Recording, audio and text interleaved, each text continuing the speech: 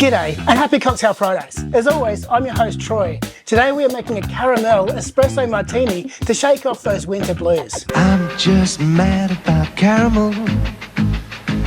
This recipe calls for vodka, coffee liqueur, caramel flavouring, espresso or pod coffee, and a few coffee beans if you have them. Into a shaker, add 60 ml of vodka, 60 ml of espresso liqueur, 60 ml of espresso, and about 10 ml of the caramel flavouring. Add ice and shake.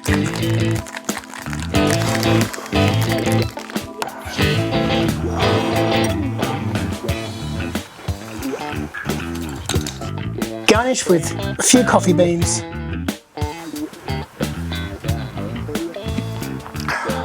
And we're done. Tell us what you would do to improve this recipe. See you next time.